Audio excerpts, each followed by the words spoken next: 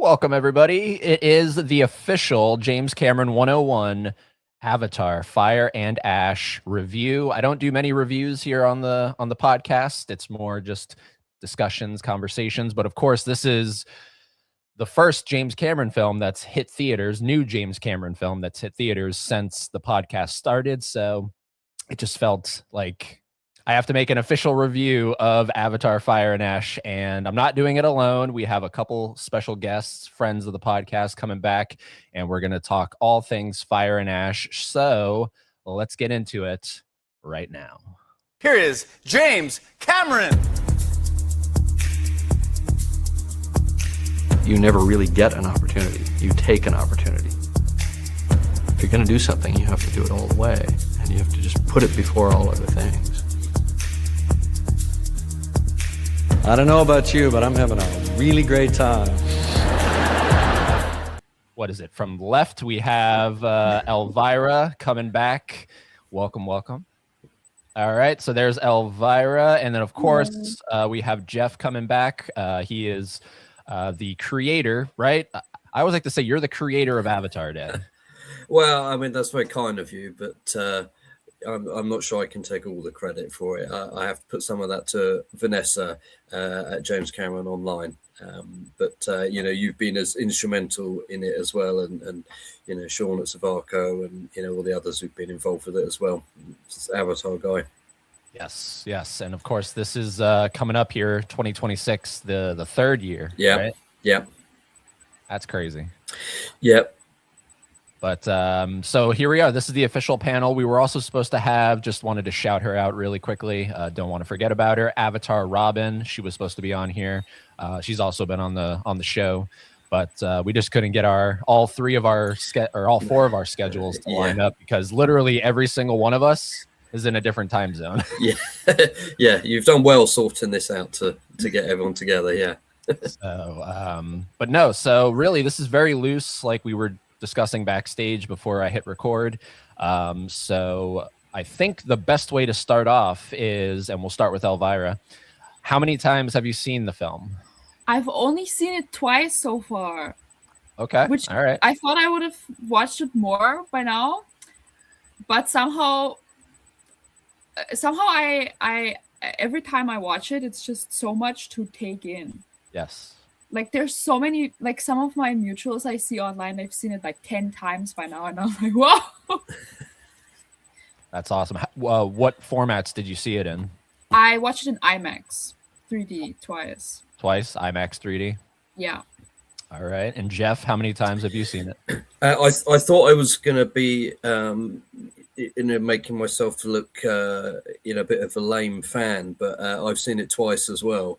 So I'm glad that I'm not the only one. And Eddie, I know you've seen it a few times. It's not that I don't want to see it, but it's right. just life, and right. I've got kids and work, and just making the time for it, and quite literally, because it's so long, so yeah, like you, twice on IMAX 3D. My first screening was a midnight screening. Oh, at the BCI? No, at just Cineworld, which is near me. So Right. Amazingly, I've got an IMAX like 15 minutes from where I live, so that's fantastic. Good, yeah. So that was my first midnight screening since probably like Avengers Endgame or something. We haven't had any here in the UK for quite a long time. So a few days of training beforehand to get early nights and get some good sleep in, and power up the coffee before the film. And I got home at 4 a.m. and it was totally worth it. So it was good. Incredible. How about you, Eddie? How many times now? 3, and I'm tapping out at 3. Yeah. But the first time was actually in a format that I've only ever done once before. It was in D-Box. And that's the shaky seats, right? those are like the shaky seats. So anytime a gun is fired or anything, like just like anything like something explodes, your seat kind of shakes and everything. And did you have lots of smoke in the auditorium as well? no, that would have been the 4DX, I think is what it's called. Oh yes, you're right. Yes, sorry. I heard the movie is kind of insane in 4DX. Some of my friends have, like, some mutuals have watched it in 4D. And apparently it's really wild because you Yeah, that's what I'd heard. Yeah. Yeah. I don't know if we have anything like that near us. I know we have the Screen X. That's the one it's like on all three sides of it's you. like with side panels, right? Yeah. Mm. Yeah. It's So kind of a remake, right? contemplated doing that, but never got around to it. I think we have a 4DX cinema somewhere in our city, but I have never been to one. I don't know. Yeah, Yeah. I've done it a long time ago, but yeah, I like you. I saw people talking about Fire and Ash in 4DX, and I was thinking that sounds quite good, but yeah, whether I get to go or not, I don't know. So, Eddie, have you not seen it on IMAX? Well, that was the third time. So the first okay. time was the D-Box 3D, which, by the way, if anyone's ever, because I was sort of feeling, how's that going to be wearing 3D glasses and your seat's moving, and like, how does that work? Is that like a sensory overload? And personally, I found it to be perfect. Like there was, and I also have to wear glasses over glasses. So I don't know about you, Geoff, if you take your glasses off when you watch 3D. Well, yeah, I don't need them all the time. Unfortunately, the IMAX is so big that my slight short-sightedness is irrelevant against the screen like that. So I didn't need to wear them, just the 3D ones. Lucky. Yeah, for some reason I don't know. Like if I take my glasses off, everything is blurry, no matter if it's far, close. So I always need my glasses. So you rely on them. Yeah. But so yeah, the first time D-Box, second time was 2D, just standard 2D. I just wanted to see the movie not in 3D. Yeah. Because personally, and I'm curious how you guys feel, I like 3D, but I'm more a fan of 2D personally. Oh. I think usually I also really don't care about 3D, but for the Avatar movies, I think it's kind of different for them, because I feel like if you watch them in 3D, it's like you're watching an entirely different movie. At least to me. When I was rewatching The Way of Water this year in 3D, I've seen it at home like 10 times minimum. But when I was watching it in the cinema, I was like, this is like another movie. Yeah, I think you're right. I mean, like for me, I love 3D, and you know, if a film is playing in it, I'll go see it, you know, the Marvel films and stuff. But often these days, it's a conversion, and so it's you know, it's good, it's fine. But the Avatar films, I feel like, you know, Jim designed because he's like making them in 3D, so it's like different. I know he always says this in the interviews. You know, he's actually intending it to be in 3D, and so it's not like converted afterwards. So. Yeah, it's how it should be seen, I think. Right. And you know, like you said, Elvira, when you see them like that, and then when you watch it again at home, and then like, you know, watch one of the films again, like I went to see Avatar again when it was re-released, you know, seeing it in 3D again, it's sort of like, it's like watching it properly again. Right. You know, like how it should be. So yeah, I do love the 3D. There's so much in these films, but it takes you in even further into them. I love it.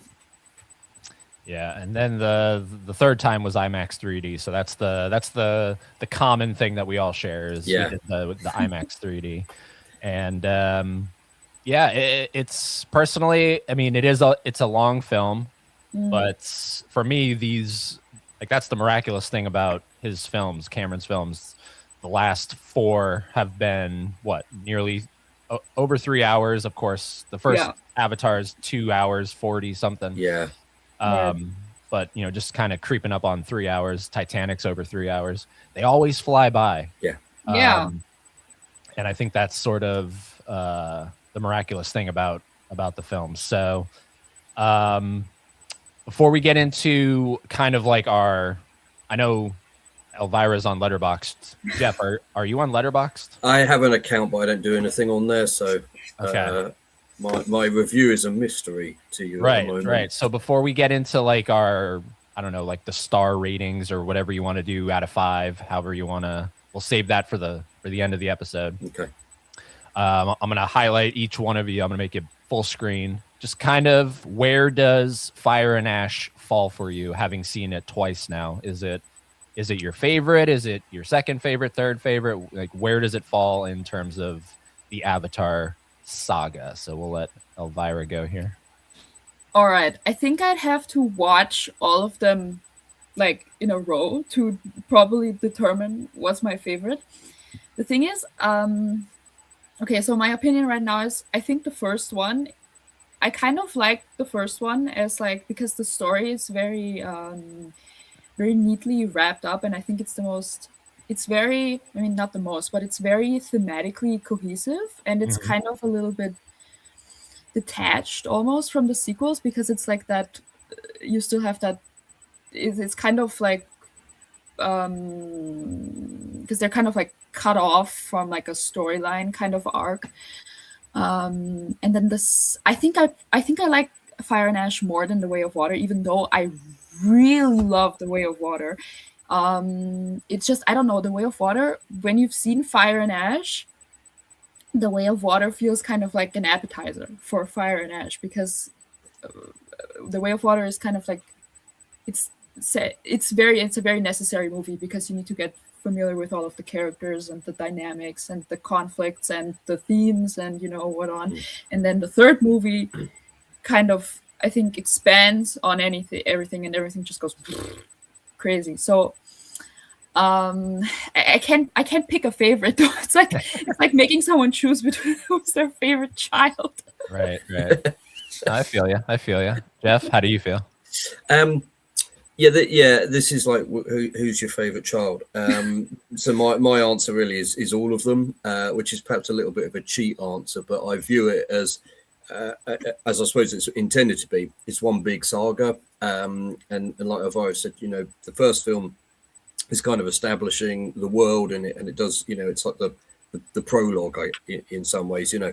And I think Jim himself said that The Way of Water is kind of the appetizer, the refresher, and then Fire and Ash is where, you know, we kind of get into things, you know, and go a lot deeper on everything.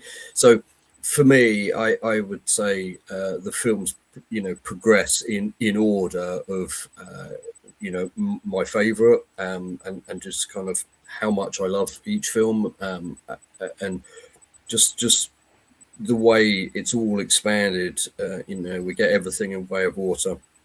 And, you know, you like Elvira says, where you get to know these characters and the new, you know, biomes and things and parts of the lore, and then it's just exploded open and taken even further in Fire and Ash, and that world building and the character development, and the complex arcs and the way everything interacts. Just I love it all. So I think you have to see it, you know, as this a whole overall thing. And you know, there's few people criticize saying Fire and Ash is just sort of Way of Water 2.5. Well, as we know, it was one script that was so big they split it in two. So that kind of makes sense to me. It is the second part of that film, you know, and this big chapter of it all. So yeah, I in order, but I think for Fire and Ash is my favorite out of the three. Interesting. See, I'm and it doesn't mean I'm not an Avatar fan. I always just wished it was the one film and, you know, called it quits and then moved on and because I'm more James Cameron fan than I am Avatar fan. So I just by default have to be an Avatar fan because it's James Cameron. But I fall into the thing of I just wish it was a one and done. Made it like, I don't know, make it like a 4-hour film kind of thing, and moved on, and you know, he would have given us some other kinds of stories. And I think that's go ahead. That's interesting. Yeah, because you know, I'm you know, a Cameron fan as well, and an Avatar fan, and I've never really thought about it. I wonder if he hadn't done it, would I have the same love? Because the whole reason you know, my kind of day job is making videos and things, and that was because of seeing Terminator 2, as I probably told you before, Eddie, when I was, you know, much younger. And so I love Cameron, and there is this sort of little thought that I have that I wish we'd had more films over the years. And, you know, what we have is a small number of, you know, exquisite films, And yes, it would have been nice to have more. And I know there are some people who sort of dislike that he's been doing Avatar for so long. And whilst, yes, I would have liked to see other things, I'm also very happy that something I love so much is getting expanded upon and giving more to me. And as long as he's happy, then I'm happy with it as well. What I'm kind of thinking is, I think if he wasn't doing like the Avatar sequels, there's like a chance that he might be doing going to the Mariana Trench Part 2. Yes, that's quite likely, yeah, or Mars Yeah. or something, you know.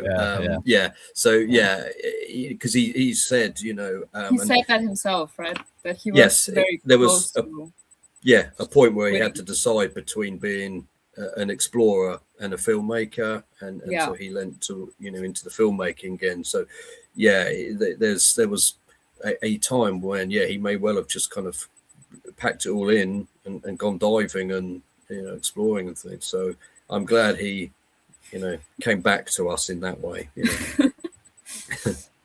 Having said that, though, Avatar 1 is my favorite.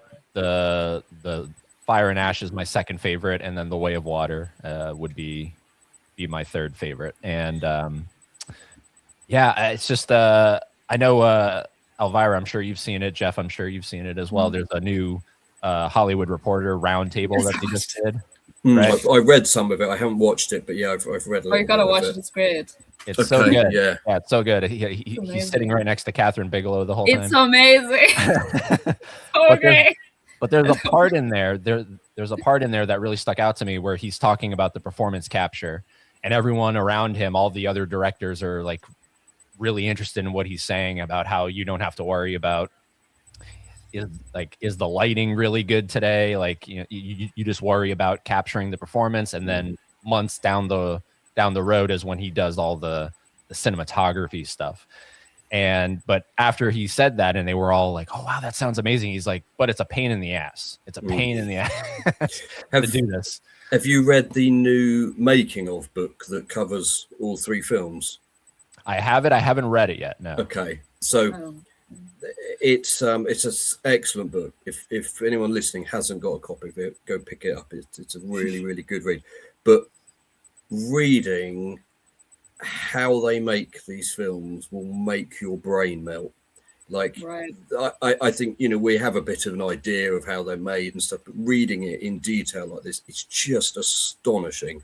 And it does annoy me when I read things like how it's made and how the editing team are not being more recognized and stuff, because I don't know how you put something together that involves doing, you know, the kind of live action filming of the performance capture, then the performance capture, then Jim does his virtual filming, then there's the renders and all of that, and the process behind it is like I could talk about it for ages, but it's just incredible. And then, you know, like the actors are sort of ignored because it's seen as, you know, voiceover or whatever, and that also kind of bugs me. But yeah, like Jim saying, it's a pain in the ass, and it kind of talks a bit about that in the book. You know, they knew it would be complicated, and they knew when they decided to put Spider in, for example, that it would be complicated, but they had no idea the level of kind of complexity that it would have. So it makes it even more kind of mind-blowing to me that it all worked and it looks so real. So yeah, definitely check that book out. Well, it's the book, and it's also the Disney Plus Fire and Water documentary that really kind of took me to the next level in terms of, I think I was taking the movies for granted about how they were made, and then watching that about how now he's really peeling the curtain back and letting people see how this is really done. So get the book, watch the documentary, and you'll probably have just a greater appreciation for the films, even if you're not that big of a fan of them. Just how they're made is. Yeah, I think even if you're not into the films themselves, just from a kind of creative and technical point of view, what they're doing is unlike anything else out there today. Yeah. Oh yeah. Amazing. But specifically highlighting Fire and Ash, Elvira, who is the most interesting character in the maybe not even in Fire and Ash just by itself, but as three films? Who's the most interesting character to you? I think in Fire and Ash specifically, I think I like Neytiri's arc the most. I think I really like what they did with her character. I think it's very I think what they're doing with her, I really like it. It feels very cohesive. Okay. And they're pushing her into, and Jake as well, into places Jake too, that you know, you may not like them. You know, Neytiri is racist towards Spider, and then you know, Jake's talking about having to kill him and stuff. And you know, the scenes in the film. That scene is, I think it's one of the best scenes in the movie. Yeah, and it's quite kind of. It's so crazy. It's like what James Cameron is really doing in this movie, and he always says this in the interviews, is that he's pushed himself technically with like the water and stuff, right? But now he's pushing himself on like a writing and a character angle. Because, and I feel like he's like exploring on stuff ideas that he already had, like for example, like in Terminator 2, and he's just building on that, like that the idea that like the main characters challenging you. Would you still like these characters even if they go through morally complicated, and these are like really complex characters. Yeah. Like the writing in these movies is actually really, really, really complex. Yeah. So and he said that you know, a lot of sort of, you know, big budgety action kind of films, you know, it's all kind of fun, and you know, they're like, you know, I like Marvel films, but yeah, I agree, you know, you never really kind of, you know, the drama's quite light. You don't see stuff like that in a blockbuster usually. Like that scene with Spider in the Woods, normally you don't get stuff like that in like a normal blockbuster. No. And you know, I had no idea which way that was going to go. You know, it was really tense, and the scene with Jake and Neytiri where they argue, and you know, she walks off and things. And I think for me, you know, I love these characters, and you know, they're being really challenged and really pushed, and like you said, Elvira, it's for the audience. Well, do I agree with that point of view, and do I understand why they want to do that, and do I like them? And you know, I think, you know, the interesting characters in anything, there's shades of grey to them, and they're not just you know 100% good and pure. You know, they have to be pushed and challenged. And I think also for me, you know, when Avatar came out, I didn't have children, and then when Way of Water came out, you know, a bit like Jim as well, I had my kids, and when they first said, you know, they're doing the sequel and there's going to be a focus on the kids, I thought, well, I'm not sure, you know, I just want Jake and Neytiri, you know. And then I went to see it, and you know, anything with kids now hits so different for me. And so, you know, with Natayam, who's, you know, booing and can't stop crying. And then, you know, there's stuff in Fire and Ash that, you know, looking at it as a parent. And I think it still affects people, whether you're a parent or not. But, you know, those themes in it are so strong. Strong. And they're so real. Like the way that the dynamics are written between the characters. It's so...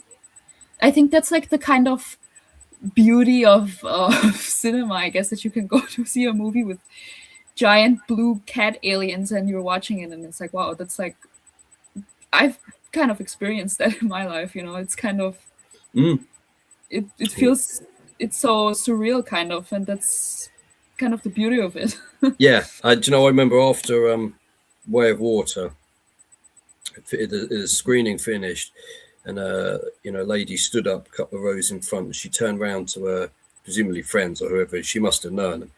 And she took off her 3D glasses and she said, I've been crying for the last half an hour. And I just thought, you and me both. But, you know, that's, you know, like just some random person, I don't know, but it affected her that much. You know, so it's, I think it's incredible. Geoff, who's your most interesting character? Well, I would say everyone. For some of the reasons we said, but I'm gonna restrict myself to one, and I'm gonna say Varong for now, because when they first revealed her, I thought she looks crazy, and I'm here for that. But I also think having read like the visual dictionary as well, which gives you a bit more kind of Manguan, backstory and things, they were a really interesting, clan, and it's quite tragic as well. But I like that sort of slightly spooky, twisted, kind of fearsome thing that they've got going on, with all the sort of the makeup and the mutilation and bits that they put in their skin and things like that. And she's just a fascinating character. She's, there's so many kind of facets to her, from ferocious and dominating to when she meets Quaritch, being kind of intrigued by him, and when she gets the guns and the weaponry and stuff, she's kind of like, she can't believe the power she's got and stuff. And so I think she's very, very interesting, and I like that whole thing with their clan, and I'm really intrigued to see where they take her in 4. Didn't the visual dictionary reveal that she killed her father? Yes, Yeah. or her, I can't remember if it was her father or her sister who was training to be Sahik. She sort of overthrew her. Yeah. So Yeah, like that's not even mentioned, right? That's not even mentioned in the movie. yeah, Is it? yeah. Yeah. And like the Night Wraith, she's the only Na'vi to have tamed and ridden one, which in itself is, like, I need Dark Horse to put that in a comic. I need to see that story. So yeah, I think what a great character, and not just plain evil.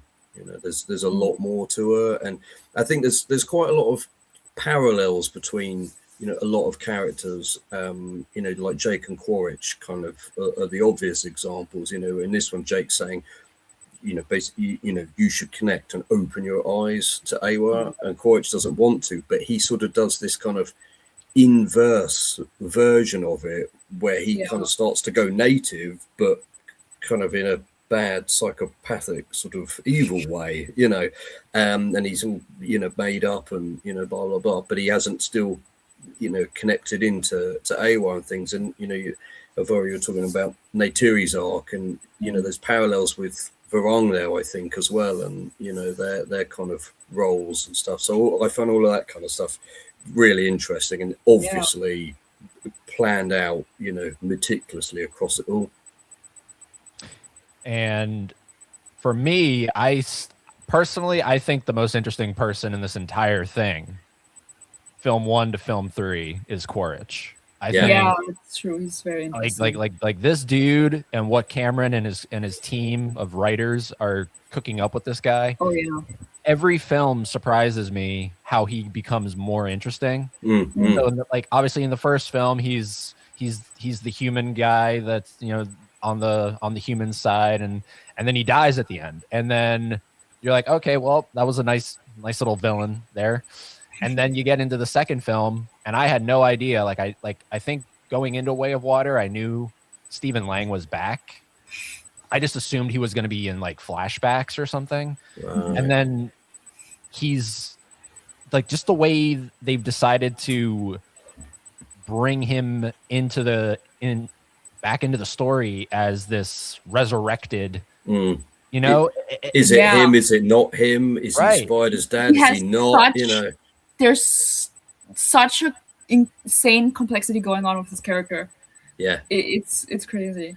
And then you get into Fire and Ash, and you have all this interesting back and forth with him and Jake ending up in situations where they have to be on each other's side for however much time. And then once the drama's done, okay, well, this is awkward.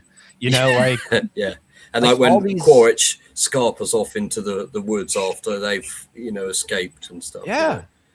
And then of course, spoilers, because the film's been out for a while. He commits what we think is suicide, but I'm sure he's going to be back in the fourth film. So I was going to ask you about that, what your thoughts were, because in the making of it, they only shot that scene with him doing that 3 months before the film came out. Yeah, I think they rewrote a lot of the ending. Yes, I think so. Maybe as a sort of I think it's Because yeah, he's sorry. going on this. James Cameron's been going on this whole thing. Well, we need to make enough money so that the next one. So I think it's like in case 4 and 5 don't get made somehow, I doubt it, but that there is like a kind of An end. kind of satisfactory ending. Yeah, that's what I think, because obviously they've written 4 and 5, and so presumably Quaritch is in them, and they say in the making of Varong will be in 4 and presumably 5. So him throwing himself off, I think, was maybe a last minute thing for exactly the reason you just said.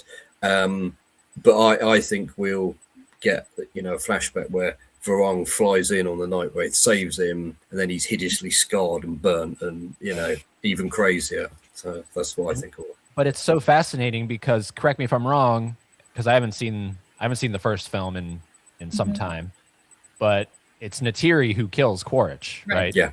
So I love that he's like, not again. And I love how in The Way of Water, how every time like she shoots her arrows and he sees them, there's this little sound playing. And I think it's one of my favorite parts of the movies. It's like he's really scared of her. Like he's genuinely scared of her. It's so great. Yeah, he is, isn't he? Because nothing kind of phases him. But yeah, there's a bit where he sees he scares him like genuinely because he knows. Well, yeah, and he says, "I owe you a death." Yeah, which kind of happens with Natam later, I suppose, in a roundabout way. Yeah. Which back to the if 4 and 5 get made, I love that Cameron is as humble as a billionaire can be. We know 4 and 5 are going to happen. Like, come on. He loves playing psychological warfare on everyone. Yeah, I need him to just come out and say they're ready. They're coming, because I can't take this anymore. But so for me personally, even though Quaritch's death at the end of the third film is supposed to be like, okay, if 4 and 5 don't happen, he died. It feels really like, for me, it's like it's almost too quick how it happened. I agree. For me, if that would if this is the end and we don't get 4 and 5 and we just get a novel or whatever he's talking about, writing a book, to me it's sort of like that's really anticlimactic how he's just like, well, I think so too. Because so, I feel like I know he's just playing like the long game here, that he's actually he's just really wants people to see it. I know he's also did this with the second movie, but whenever I watch the movie, I'm like, well, I need more. Yeah. It's just not that of a satisfying. I mean, I love the movie, obviously, but I think the ending makes me want more. Like, I don't feel like this is a perfect cutoff. No, and it's obviously not meant to be. Yeah. And you guys are right.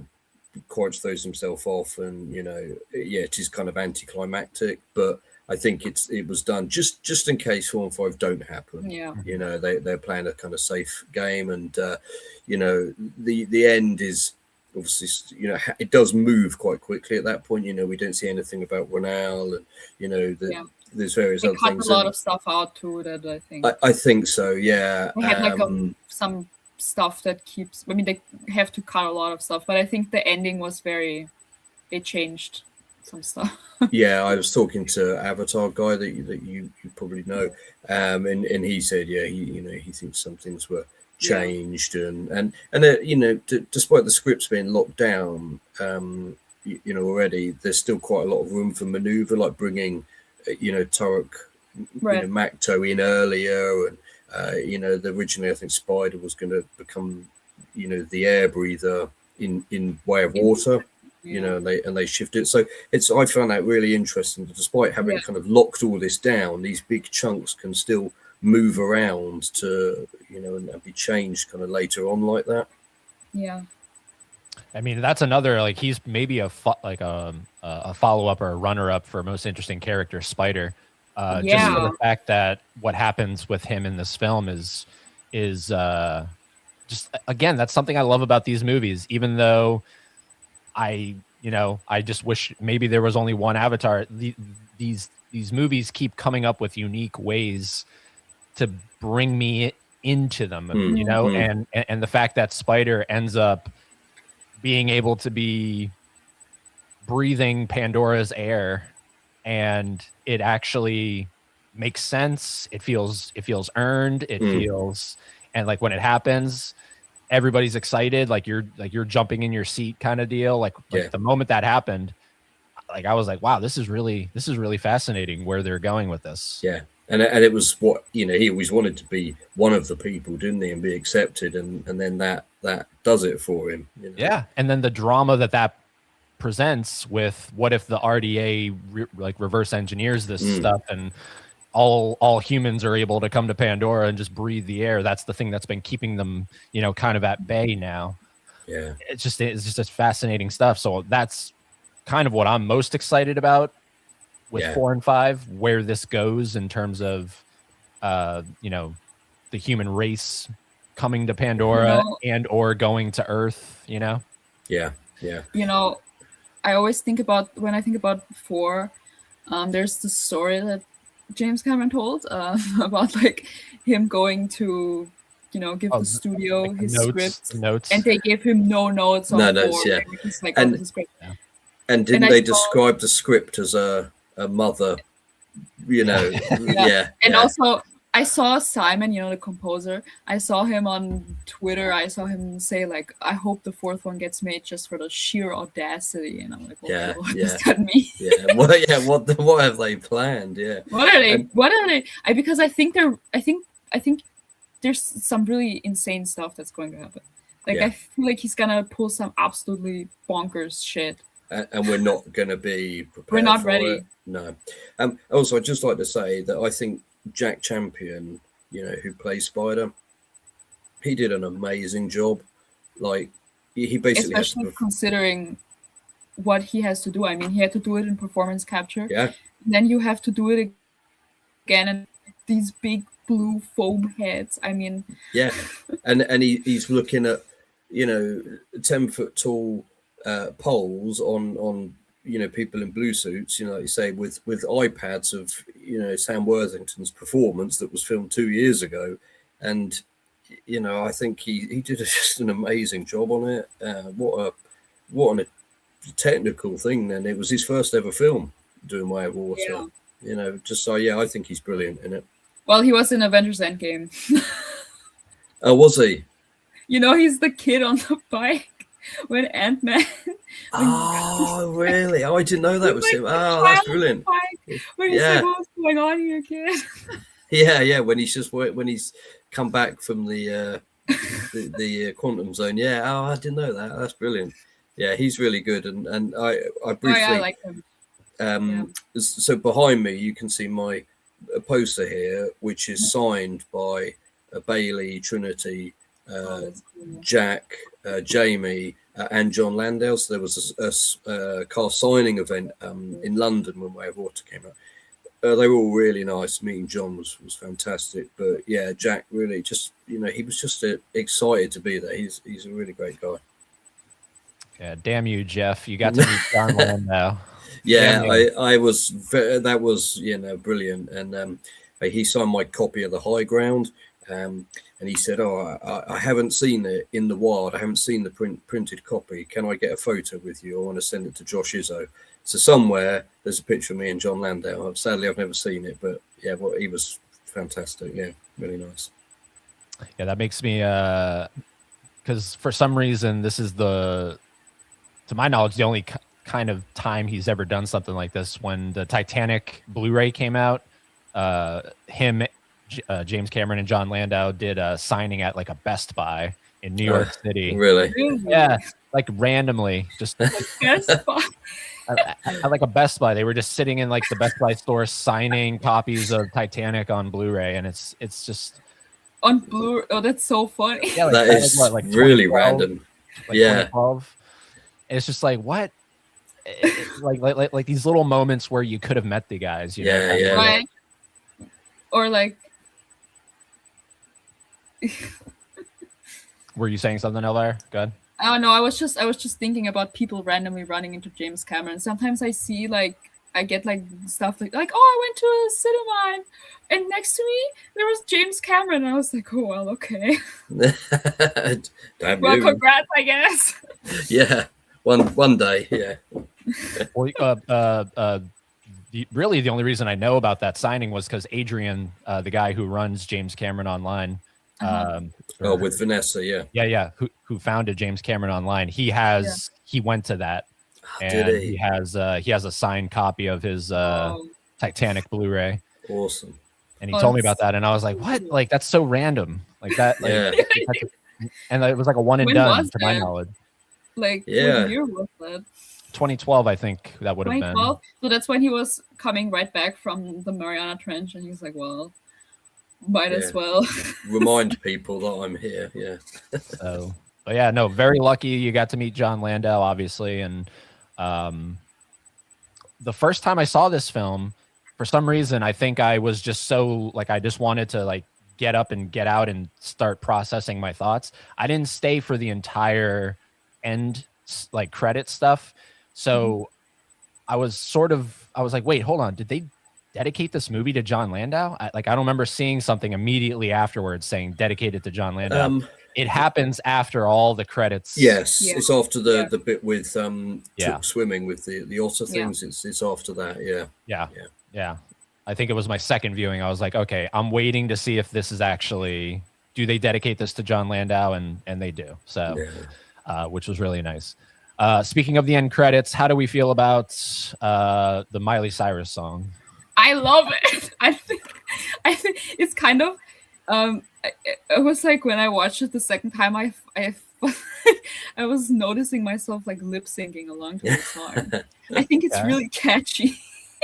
All right, Geoff. When they announced that she was doing it, I thought an interesting choice, and I was just picturing her like on a wrecking ball, you know, in like Na'vi paint or something. I was like, yeah, that's like my image of her, was when she was a bit kind of, you know, crazy. And then I listened to the song, and I was like, yeah, she's got a good voice, and you know, I thought it's good. It didn't kind of really do much for me, but then when it played in the film, I think I was like, yeah, this is now kind of hitting differently. So yeah, my view on it's changed a bit. I like it more now. See, I guess I'm just in the minority here.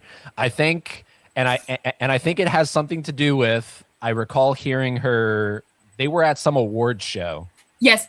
Okay, right? Actually I wanted to bring this up because when they announced Miley Cyrus, it was like, because, you know, I was like theorizing, who are they gonna get for this song? And then it was like Miley Cyrus, and I was like, oh my god, they literally were next to each other at the Disney Legends Award. Yes. And I was like, and that's also where they were like actually like meeting for the first time, and that's how she got the gig, because they were talking at that thing. It's really funny. It's like, oh, I should have seen that coming. Yeah. and she was like kind of promoting like, hey, like, you know, I make music, like apparently that's what she's been doing lately. She just like don't forget, I make music. So like if you want me to make a song for you, I'll do it. And apparently that's what happened here. So for me, it almost feels like maybe it was sort of like really rushed kind of thing, because the Way of Water and the Weeknd song, I think that is 10 times better. Yeah, I prefer that. Yeah. And like, to me, it just feels like it had more time to come to fruition, that like that song, whereas the Miley Cyrus song feels like maybe she had, I don't know, like a month to write the thing and really kind of flesh it out. It just doesn't. And then like I always think of the ultimate one, which is Celine Dion. Like, right. I think 20 years from now, I think he's trying to match that one kind of. Like 20 years from now, are we going to be singing Dream as One or whatever it's called the way we're singing My Heart Will Go On? I don't know. I don't think that goes for any of the avatars. I mean, I like all of them, but I don't think we can match My Heart Will Go On. No, that was like lightning kind of in a like, bottle, wasn't it? You know. Yeah. And the Avatar songs, they're good. And they're good, but I don't think I would like active. I mean, I do like, they sometimes get stuck in my head, but it's like, I think they work in the movie as like an end credit song. That's what I was going to say. Yeah, and you know, you can't have, you know, not every song that you put in a film is not going to be kind of a big breakout hit or something. So yeah, I think if it works within the film and the context of it, I think that's good. So yeah, for me now, it works more having kind of seen it or heard it after the film and kind of processing things, and it fits nicely with it, I think. Right. And one other thing, because at the top of this I said anything we want to get off our chest. I am really curious why this film does not end with a character opening their eyes. I think I know it. So in one interview I was watching, I know I saw this new review and I wanted to bring this up. So in one interview, I heard James Cameron said that shot of like Pandora with the lights, that's like a shot that was like something that he had on his bucket list for these movies. And I think because of the whole this could be the last one kind of thing, they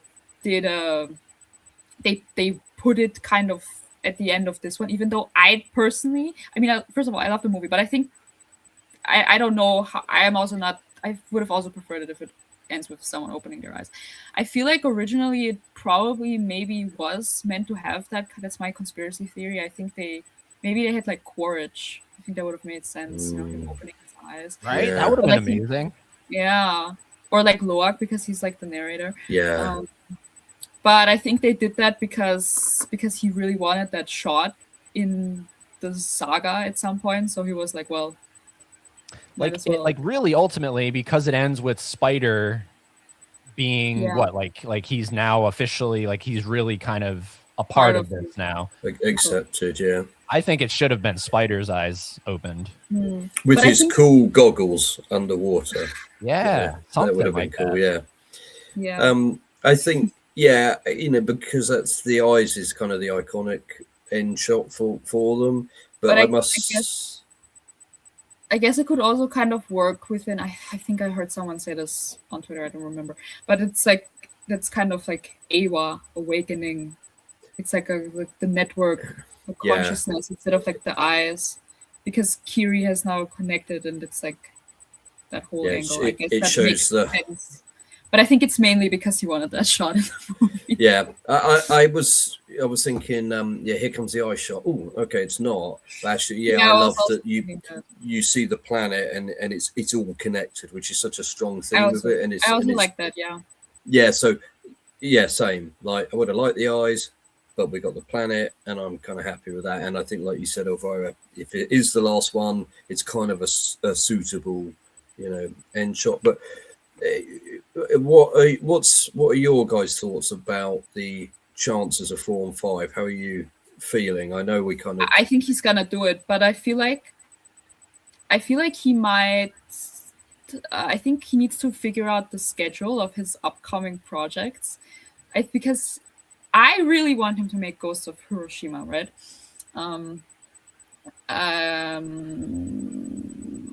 But that's like a very difficult project for him, understandably. And he's been putting that one off for a while. So I'm curious as to how he's gonna figure out the schedule. I feel like they're gonna shoot 4 and 5 together again, like 2 and 3. But I think they're gonna happen because the movie already made like 1 billion, and Bob Iger loves James Cameron like a ridiculous amount. Like they get on ridiculously well. They're still making like Marvel movies, even though those are not really going well. Yeah, I think right now. So I really don't see them like. I don't see it not happening. No, I agree. I mean, like we said earlier, like I need them to say it's happening, but I would be kind of staggered if it didn't happen. And I know there's some people saying, oh, it's only made 1.2 billion, it's a flop, but it's not. And 2 and 3 and all the R&D stuff on it cost a certain amount of money, and the 2 films, the sequels, have made a massive sum of money between them, which is. It's going to be offset kind of jointly. Do you know what I mean? So, Fire and Ash, okay, maybe it won't do 2 billion. They probably, do 1.5. It's not a flop in any way. Like that's insane. Like to say that's a flop is mad. So I think we're good. And they wouldn't be investing money in Disneyland having an Avatar area and Paris having an area in a few years for something that they were. It's this one of Disney's biggest cash cows. I don't Yeah. think it would be really stupid to. Yeah, exactly. But Bob Iger going, you got to do 2.5 billion, or else we won't do anything else. Like I don't think it's going to work. I don't think it. So. I think they would. I just feel like he might maybe like shove in some. I think he might maybe shove in like Ghost of Hiroshima, for example, in between. Like he planned out a pretty big gap in the movies. Yeah, maybe if they I can see them getting delayed. I can see 4 and 5 getting delayed. I fear, but I can see that happening, but I fear. Those dates they've put in place, they're not hitting those. Like that's not happening. I've started reading The Devils, which is a book that that's what he bought, right? I also need to read that. Yes, so they said he bought it. Joe Abercrombie wrote it, I think, and that's it. And Cameron said the book was effing mental.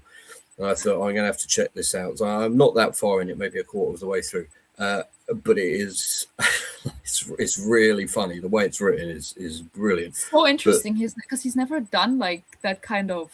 No, it's proper fantasy, like werewolves, elves, and stuff. Lost Princess kind of thing. So even if Rodriguez or someone directed and Cameron wrote it, I could see him maybe handing that off. There's I can't see he could fit this in as well, but it's already really good and also insanely violent, but kind of comical at the same time. So I hope that gets to come to screen. I'm going to really enjoy reading the rest of that. I share Elvira's sentiment. I would much rather get an announcement that all right, Ghost of Hiroshima is that's definitely the next one in the canon. Right. I would also really like that because I'm in the headspace. I'm ready for this movie to exist. Yeah, and I think it's an important movie that needs to get made. Yeah, and I think the press tour that he went on in July, August, I think he did a really good job of explaining why he needs to make this movie. Yeah. And I agree. And I'm not gonna pressure James Cameron into doing anything. I think he's gonna figure it out how it works for him the best. But I'd also like to throw Alita 2 into the mix. He's He has a blood oath with Robert Rodriguez. So. Yeah, and John Landau. I think he really wanted to see the sequel, so I would like that a lot as well. But he's obviously not directing that. But God, I feel so bad for the hardcore Alita fans. I mean, if I was a hardcore Alita Battle Angel fan and my favorite movie ended on a cliffhanger in 2019, I would be going insane. Well, yeah, I mean. I went to see Alita, it's James Cameron, thing, and I wasn't expecting it to be as good as it was. And I mean, on 4K at home, I've watched it 10 times. I think it's brilliant. You can't probably see it, but I have a little Alita Funko Pop here. I can't move my finger in the right way, but she's there. And it's a great film. I love her character. So and having read the manga and kind of where that goes, I really hope we get to see more of that. So fingers crossed for that one. I think the real question here is not is 4 and 5 going to happen? Is Cameron directing it? Because I've seen stuff about James Wan wanting to. The thing is, every time this conversation is brought up, I'm like, okay, well, we can imagine, but I just don't think that any director, no matter how much I love them, could make as good of an Avatar movie as James Cameron, because this is such an established kind of production where they have this whole Avatar family, right? It could only be someone. They cannot. I just don't see them bringing in someone. And also, I think from the point of view of trying to understand how these films are made. Right. No one's going to be able to. No one's going to get it. And these are such personal movies to James Cameron. I just don't see anyone doing it. I've seen people online being like, "You should get that one of his friends to do. You should get that," and I'm like, I don't think that's gonna work. No, it's his thing, isn't it? It's his world. It would have to be someone that's really close with him, but that's also really well versed in the whole VFX and the whole process and to understand the story. And even when they're still not gonna be as good as if it's him doing it. Jesus. It's just weird that the name James Wan has been floating around. Like, why James Wan? I'm sorry. First, he brought it up himself. James Cameron, why are you? He's like, I would do it. Whoever said that you were in? Sorry. Whoever said that you were being considered in the first place? Like, I'm sorry. I can't think of anyone that could do it. I don't think so. No. I don't even see like Robert Rodriguez doing it. The scope of it, it's too grand. I don't see anyone doing it. Yeah, I think if you attempted it, it would melt your brain. It's not. I don't think so. No, it's not. Maybe it could happen as long as Cameron was literally the most hands-on producer ever. Yeah, he will have to be like on set every day. You know, he's too invested in it. He's too control freak in a good way. If I was James Cameron, I could not hand this off. Like, I could not do it. It's like, no, I would have to be on. Yeah. Well, how do you think he felt about Terminator? Well, we all know how that went. Yeah. So, see, that's the thing, I just don't think this is gonna work out. Like, if you think about like Dark Fate, for example, I mean, it's not the worst movie ever, but it does show that when something is so intrinsically kind of creator led, when other people kind of get their hands on it, just doesn't. Like you said, Dark Fate, it was good, but bringing Linda Hamilton back, great, and she's amazing. But the movie, it just. Yeah, and Jim said he is or was writing a new Terminator. I kind of feel keep like saying that. I'm kind of like, I think it's. I'm a little bit question mark. How's that gonna work? And I wonder if he's realized that I feel like the Terminator franchise. I mean, I love the Terminator movies, the first two, obviously, but it's just so downtrodden. I don't really understand. I don't really see how anything that interesting could. I mean, I heard that new show is pretty good that they did, but I just don't see any. Terminator Zero is amazing. Really is that the anime one? That's the one on Netflix. Yeah. I mean that's maybe doing stories within that world, but even then, it's just it's not as rich as Avatar. It hasn't got the legs to it. I think you can't do as much with the Terminator movies as you can with Avatar, like inherently from like the world. Yeah, and like with Avatar, like if you've played Frontiers of Pandora, there's so much richness in there as well with the Aranahe and all the other clans, and this kind of story that's going on there. And when you see Pandora at the end of Fire and Ash, it kind of hit home. Actually, there is so much here that we haven't seen. It's a whole world. Literally, and it's a whole other world. It's so different too. I mean, not really, because it's a reflection of our world, but Yeah. Can I there's something I need to ask both of you, because I genuinely, I'm the dumb one here. I really don't understand what's going on here, and it continues to boggle my mind. At the beginning of Fire and Ash, we get obviously the really cool intro of Loak and what's his brother's name again? Sorry. Neteyam. Neteyam, thank you. And there's a moment where he raises his hand. He says "High 4," and they go for it. And then, of course, it doesn't happen. And it made me realize, why do some of their kids have 4 fingers and some of them have 5? Well, I think it's like randomized.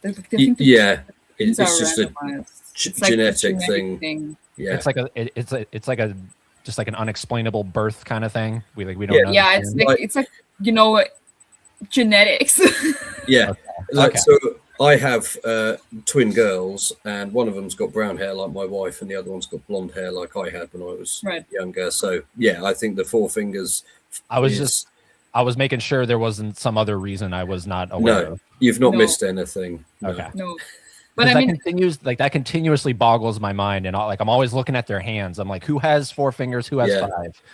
But the thing is, Loak having 5 fingers is like that's like one of the characteristics that makes him feel more Outcast. like a more freak, right? Like, otherized. yeah. More Have other. you just as a total aside, like some of my favorite things are like the background actions that happen in these films, and like there's always like thought and planning behind it. But in Way of Water, when Al talks about the kids having 5 fingers, and there's another mech hyena in the background, and she starts looking at her fingers. Have you noticed that? I never noticed that. If you never noticed it, yeah, it's when they first No. land, I think, on the It's so beach, funny. and it's like I mean, there's always something new. There's so much happening. yeah, there's some Mung one in Fire and Ash when they're in the RDA camp and they're kicking something around in the background or tossing it. I'm pretty sure it's like a skull of some sort. Because in the visual book it talks about they have skulls and they're still painted and stuff like that. So yeah, it's always worth watching the background and spotting little things. And for all we know, that could be Kate Winslet, because apparently she gets bored and likes to just play random characters from time to time. Oh, really? There's always a tattoo on the first movie. I think it's really funny. Yeah, like he kind of talked about that in the Hollywood Reporter roundtable. Right. Like how certain you can literally just do that. Apparently, you can just like if you're not needed that day, you can put on a performance capture suit and be a background person, and really, and they'll use that. Here's a question: have you spotted, or do you know where Jim's supposed cameo is in Fire and Ash? I have not been able. I heard someone say that he's one of the sub-pilots. Okay, yeah, that's what Avatar guy said. Because I was actually actively looking for him, but I couldn't see him. I was also listening to him and I also could not really hear him. No, because Avatar guy said he didn't know if it was a face, you could see his face, or it was just a voice cameo. So as far as I know, he would do a face cameo. I just don't see him doing that. I think he likes to do voiceovers, and I can spot his voiceovers. When in True Lies he's the helicopter pilot, I can spot that. And in Titanic, when he's voicing the guy at the steam engines, I can spot that. The only one I know of is the Terminator. He's the guy who blows Sarah Connor off on the voice recorder, right? Really? Right, I heard that's him, but every time I listen to it, it doesn't really sound like him. Like the one who's like, "Oh, sorry, something came up." Talk like to you later. Her boyfriend, right? But is that really? Yeah. I need to rewatch that. That's the only one I'm aware of. So he does do it a lot. He did the Alien Queen. He did the voice for that, which is really funny. I wonder if this will end up like James Gunn always said there was an Easter egg in the first Guardians of the Galaxy that nobody has figured out yet. So I wonder if Jim's cameo here will be, unknown, undiscovered for years. I heard someone was I was talking and someone thought he was one of the lab scientists with Spider, but it's actually just the guy that really looks like him because they both have that beard. But it's not him because while he was shooting the movies, he didn't have a beard. Yeah, the first time I saw this film in theaters, when that moment happened where Spider's being kind of examined and whatever. And yes, I know that. Yeah, the bit you mean. Yeah, I was also having that for a moment, but then I was like, no, it's not him. Yep. I tell you when I did think Jim made a cameo in a film was at the end of Alita, when you see the guy, I can't remember his name off the top of my head, who looks over Iron City, and he takes off the little glasses, and it's Edward Norton, but he looks just like Jim with the hair. Like him, right? Yeah, I was like, oh my god, that's not him. Yeah, but they do look kind of similar. Yeah. Talking about cameos, I was rewatching The Abyss lately, and it's like a known factor that Gail Ann Hurd is she voices a TV reporter at something, and I was never able to spot that. Really? But the last time I watched The Abyss, I was finally able to I was hearing it. I was like, oh my god, that's her. Oh, that's good. Do you know? Have you seen that bit in The Abyss where a hand cleans the camera lens? Yeah. Because the film has sort of vanished for so long. It's insane. And it came back and out. Every time I watch it, I don't notice it. Yeah, Yeah, and then I saw the try clip to like on. pay attention, but then I always get distracted. Yeah, because it's in such an emotional bit, you know.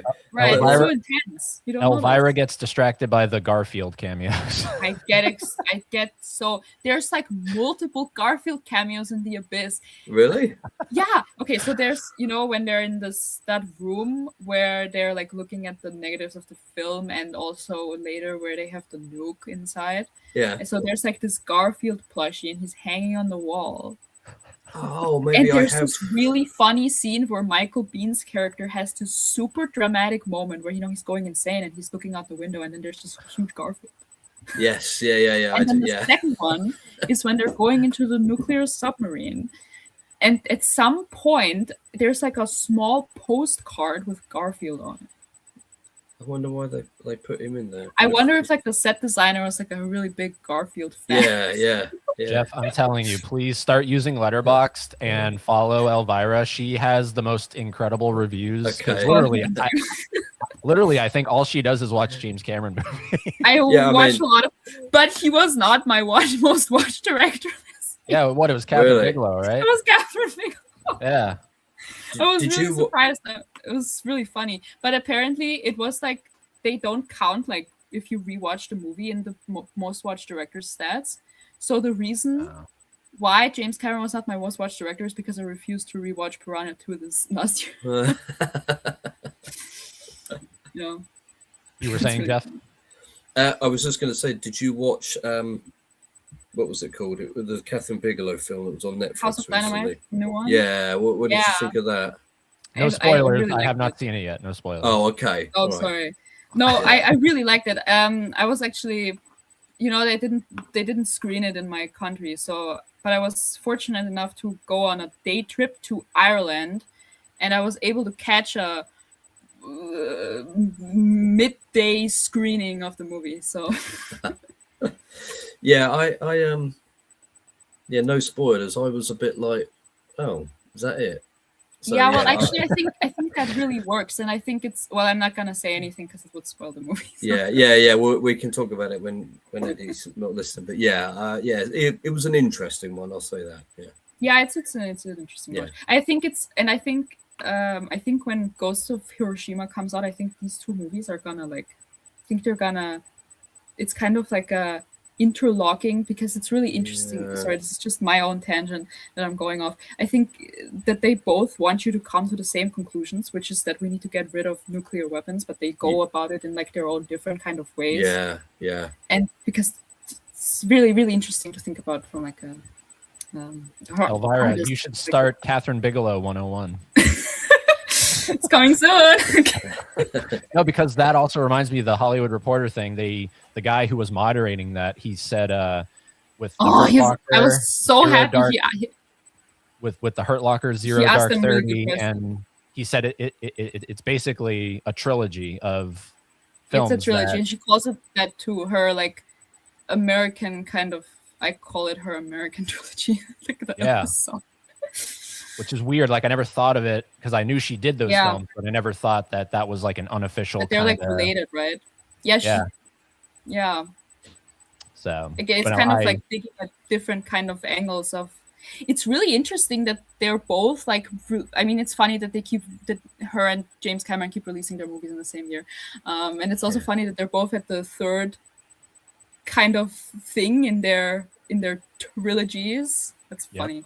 Yeah. Funny coincidence.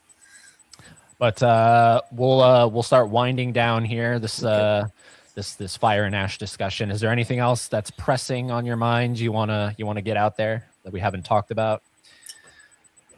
I just love it. I just knew I needed to figure out the finger thing. I need to see it again. Yeah, That's my thoughts. Well, when do we think we're gonna get? Because I know we're all in different parts of the world, but when do we think we're gonna get the physical copies? I assume like March. March. That early, really. Well, maybe So- like April, but I think like late March, because I think for A Way of Water it was March, right? Was it? In my mind, Or it was that was the longer. digital release, I think. Yeah, the they took physical a was while later. to do the digital, and then, and I'm not complaining, but they put out the steel. Well, I got the steel book of Way of Water, Right. And then the collector's editions came Yeah. way later. yeah, I think And they're gonna do that again. Yeah, I hope so. They are those 4-disc fold-outs. They are exceptional. Oh, they're Really good. beautiful. I'm Really excited good, for them to do that again for the yeah. third one. And then there's I just want to shout him out here, Modern Home Video, who did my Avatar: The Way of Water. It's designed as a 2 VHS my kind of God. thing. Oh my god, that's Is amazing. it actually a VHS? Yeah, Oh, that's so cool. but it's designed like the Titanic one. Oh my Yeah, God, that's so cool with the 2 tapes. So gonna have to reach out to him and be like, all right, go ahead, do Fire and Ash. yeah. Eddie, you need to Father get a few Figure. few figures on there. I've got my Fire and Ash figures here, which you may be able to see a little bit. Do either of you have a store called Ross? No. Probably not. I think it's an American thing. Literally during the holiday season, every Ross in America had this like inventory of McFarlane Avatar figures that they were just trying to get rid of. So literally right over here is just a stack of the McFarlane Avatar figures that I got at like super discounted prices. Nice. I only see those at like comics bookstores that are Right. like layers of dust upon. Yeah, I think obviously there is a fan base for the films, but I don't think that it's not a sort of reaching kids in the same way that like Star Wars does or something. Right. So I think they're also not intended to be that way. I mean, I don't think so. No, that comes they've- mostly with like the Disney marketing yeah, because they want to make money. They're Disney. They love making money. Yeah. and Right, I but think they've deliberately James kept. Cameron himself is not really about that. He said that he doesn't want it to be like, he wants the movies to be something deeper. Yeah, right? yeah, and I think they've deliberately kind of kept the merchandise side of things small, Right. which I quite like. And I know that I've seen a few people recently saying they can't find the Varong figure anymore. You got to get Those in really there. good movies, yeah. Yeah, and so I like that. There's some really good quality stuff, but That's sort of the thing that irked me is that they only released one Fire and Ash Funko Pop. Did you get it? Damn you, Geoff. Damn you.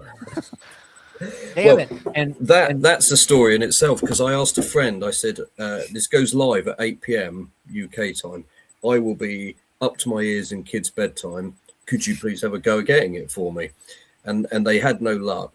And then about 9:30 that night, I went on the Funko site and I looked, out of stock, refresh, in stock.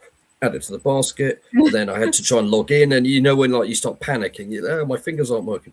And then it dropped it out of the basket. So I thought, well, maybe I'm not meant to get this, but I was logged back in. So I refresh, and eventually pop back up, put it through the basket. So about 10 p.m. I ended up getting one. So I count myself very lucky, because I've seen how much it's going for on eBay now. Right. And I understand that Funko is apparently having financial issues and everything, and they're potentially going out of business. Why, why only one? And why so limited? Come on. Yeah, because it was 3,500 globally. So right. But where's just the mass ones, like another Jake one, Maybe they just didn't sell, or maybe they've started doing more of these kind of limited drops, I think, which seem to kind of get a bit more kind of fuss around them. I mean, you can see I've got some Funkos. Yeah, I like Funkos, but they overdid it on a lot of stuff, and kind of put tons of things out for stuff that I think probably a better way to do things is a bit like McFarlane did. Small number of things, see how it goes, maybe put another wave out, that kind of thing. So I'm sure Funko will be okay. They're about the only thing that's doing K-pop Demon Hunter stuff, which my kids have been. Oh, James Cameron is gonna love that. Yeah, well, it's great. Yeah, it's really good. My kids watched it, and one evening I was like, I feel like I should watch this so I can talk to them about it. And I watched it, and I was like, oh my god, it's really good. I'm just envisioning Leonardo DiCaprio, like that thing where he's doing that. One of his memes. Yeah, at the Golden Globes, I think was when he was mouthing someone to someone. He was like, yeah, It's so good. It's so good. And like he's apparently talking about the K-pop Demon Hunter thing. Yeah. Yeah, that's so funny. James Cameron too. Did you see that interview of him? He gets like really excited. He's like, "Well, I really like K-pop Demon Yeah, Hunter." he said it was like one of his best films of the year or something. He's so funny. Sometimes he really does have like the taste of like a 12-year-old girl. Yeah, do you know a friend of mine that I work with? He said to me, he said, "Geoff, you're such a funny guy." He said, "You're banging on about Avatar, but then you keep talking about K-pop Demon Hunters." And he said, "You seem to really like it." I said, "Yeah, it's great. I mean, the songs are really good, the characters are cool, and the fights in it are really, really brilliantly kind of choreographed and shot. It's great. Yeah. So yeah, a good film is a good film. It doesn't matter what format it's in. You know? Yeah." It's good. Yeah, I think I saw something on Twitter maybe where someone had, worked out what he was saying and done the voice for it, which was someone really was good. like doing like the lip syncing. Yeah. He was going, think he was "You like talking to- K-pop?" So funny. It's so good. It's so good. Like, why can't I get the whole thing on here? But anyways, Yeah. oh, is this it? So funny. Did you see the pictures of him with Jim recently? Oh, yeah. Yes. That was Yeah. nice. Yeah. Okay, here's a question: if you could have any actor appear in 4 and 5, who would you have? Who would you go for? Okay, I have like multiple answers. Okay. Yeah. So first of all, if he was still alive, I would want Bill Paxton. Yeah. And second of all, I think Arnold Schwarzenegger as the president of Earth would be or like the RDA chairman would be the funniest possible thing they could do. Yes. And, Or as a Na'vi on it. But I mean, think that's unlikely. But I would also really like to see Michael Biehn. yeah. So those are my picks. Personally, I think because she's still acting, she has like a resurgence now. Linda Hamilton, I think. Well, that would be interesting. Yeah. Right? Well, well, they did get her for Stranger Things, so Yes, that's what I thought. She was like on the edge of retiring before they she has these Stranger Things. She has these ebbs and flows where you think she's done, and then Terminator, Dark Fate, and then I was like, okay, yeah. I would go for Schwarzenegger as like initially I used to think Quaritch's boss. That would have been cool, but maybe the chairman, maybe like the chairman. Right, they were talking about the chairman in Fire and Ash and how he's Selfridge's dad. He's like a nepo baby. Yeah. It would be really funny. I mean, I don't see it happening, but it would be very funny. But I would be happy for one more Jim and Arnold collab. Honestly, though, speaking of Leo, I like for some reason. And it's maybe just because I feel like Leo is not embarrassed or like just sick of like Titanic, but I want them to do another movie so that we can have something else for Leo to talk about in the James Cameron world. Yeah. Literally all he can talk about when it comes to James Cameron is Titanic. Yeah. And he doesn't like doing it apparently. No, he'd never do Avatar, would he? He doesn't do that sort of film. Ghost of Hiroshima. I'm telling you. That would be something he could do. Yeah. Who's he gonna play?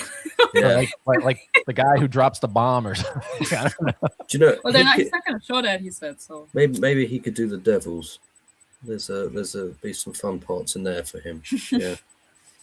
Wait, he said he's not going to show the bomb dropping? No, he said he's not gonna show like the. Maybe I don't know. I think he's just gonna focus on the survivors mostly. Oh, yeah, I think I thought he said he wants to show you what it would be like if you were there the moment the bomb hit. Right. Yeah, that's what I thought. Keep it with the people on the ground instead of like instead of the Americans flying instead of the Americans. I think he's gonna like But well, I will see. He has not even written the script yet, so what he's gonna do. No, just Leo. Like, I want them to do something together again. Fair. Maybe they can like do some kind of documentary thing because like Leo is big on environmental activism. Right? They could like bond on over that. Yeah, which is weird that you say that he would never do an Avatar film, Geoff, because literally that's like the environmental the whole thing about the Avatar films. Yeah, you know. Maybe we'll be surprised. Who knows? They'll announce it. Can you imagine? Yeah. Well, Well, like Miley was sitting next to Jim at the Disney thing. Now we've seen You Jim never and Leo know. together again. Perhaps he's tapped him up for 4. Yeah. Yeah, because to my knowledge, I was always under the assumption that him and Kate Winslet were never going to work together again Yeah. because of her experience on Titanic. Mm. And lo and behold, here we go. Yeah. You know. So, but yeah, we'll wrap it up here. Final thoughts and like a rating. So pretend this is Letterboxd, Okay. and 1 to 5 stars. What do you give the film? Elvira, take it away. Well, I give this movie 5 stars because I think you just don't get cinematic experiences like this otherwise in a cinema. So 5 stars. just- It's a 5-star thing to me. I mean, I'm so blown away. All right. And Geoff?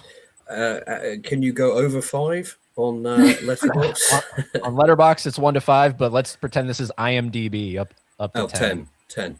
Yeah, I mean, I said this is my favorite thing, and I feel so grateful that we get to have more films and that they are of this quality, this engaging, and this emotional, and deliver on the action side of things as well. I feel like I need to be less gushing, but it's hard. I love it so much. Well, it needs its defenders. So Yeah, I feel like we used to spend a long time kind of defending the films, but there's less of that now. I think people are coming round to it all a bit more, and have just kind of given up criticizing because they're just talking nonsense. I think right. Right. The first film is a 5-star film for me. The second film's 4. This is a 4.5 for me. So pleasantly surprised. When I first saw it, it was 4. It was tied with The Way of Water, and then I saw it the second and third time, and I was like, yeah, Varong is just way more interesting than Quaritch was in the second film. Okay. And I'm just really excited to see where they go with Yeah. Quaritch, where they go with Varong, where they go with Spider, all these characters that had really interesting things happen, and hopefully we get more of that in the future. Man, yeah, I hope so. So, but yeah, no, thank you guys for joining me. Thank you. To just kind of geek out. Thanks for having us on. Yeah. And share the love of this saga. And yeah, any final words? Anytime you want to talk about it or any other Cameron films, give me a call. Same Well, here. Avatar Day coming up. Any plans right now? No, not right now, but we need to get planning. So yeah, we should have a chat about what we can do for that. So Okay. yeah, Get Elvira involved. Yes, yeah, get you involved. Yeah. I'm telling you. And Elvira, your letterbox will be linked down below. Geoff, you're gonna have to send me your link if you're gonna maybe potentially Thank you. start using Letterboxd. Yeah, I will check my stuff and This is I'll send that over. This is a peer pressure group. Yeah, Use I was just Letterboxd. gonna say now I feel guilty and I need to get going on it. It would just be like review of Fire and Ash and Capable Demon Hunters. That'll be it. That's awesome. All right, everybody, thank you for watching and listening. Thank you. However you did this. Yeah, thank you and so like much. I always say, go watch a Cameron film.